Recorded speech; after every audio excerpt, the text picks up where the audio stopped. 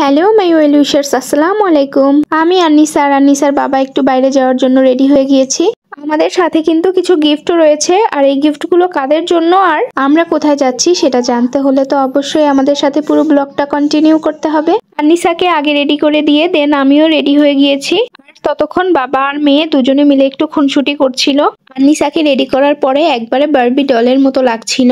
ওর ড্রেসগুলোর ভিতরে এই ড্রেসটা আমার খুবই ভালো লাগে, ওকে পরালে খুব সুন্দর দেখা যায়। আর বাইরে যাওয়ার জন্য রেডি করালে সে ভীষণ খুশি হয়ে যায়। আমরা খুব একটা দূরে যাচ্ছি না, তাই আমরা রিক্সা নিয়ে নিয়েছি। আর আনিসা রিক্সায় ঘুরতে ভীষণ পছন্দ করে, গাড়িতে চড়তে সে একেবারেই পছন্দ করে না। তাই আমি ওর বাবার সাথে প্রায় দুষ্টুমি করে বলি যে তোমার মেয়ে জামাইকে একটা রিক্সা কিনে দিবা। তো এই যে আমরা চলে এসেছি আর একটা প্রিন্সেসকে দেখতে।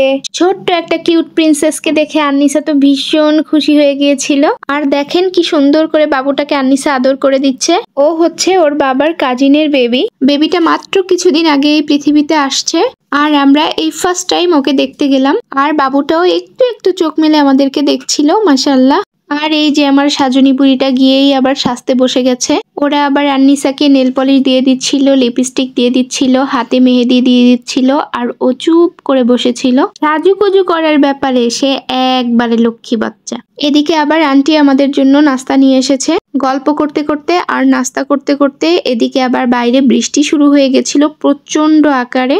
আমরা বৃষ্টির মধ্যেই বের হয়ে গেলাম, কারণ আরাফ আর আদিয়াতকে বাসায় একা রেখে গিয়েছিলাম। ওরা বাসায় একা একা কি করছে এই বিষয়টাতে ভীষণ টেনশন হচ্ছিল, কারণ প্রচুর শিলাবৃষ্টি হচ্ছিল। বাইরে বের হয়েও পড়ে গেলাম বিপদে, কোনো গাড়ি টাড়ি কিছুই পাওয়া যাচ্ছিল না। তো আমরা একটা দোকানে দাঁড়িয়ে কিছুক্ষণ ওয়েট করলাম, আর ফাইনালি বৃষ্টিটাও কমে গেল আর একটা রিক্সাও পেয়ে গেলাম।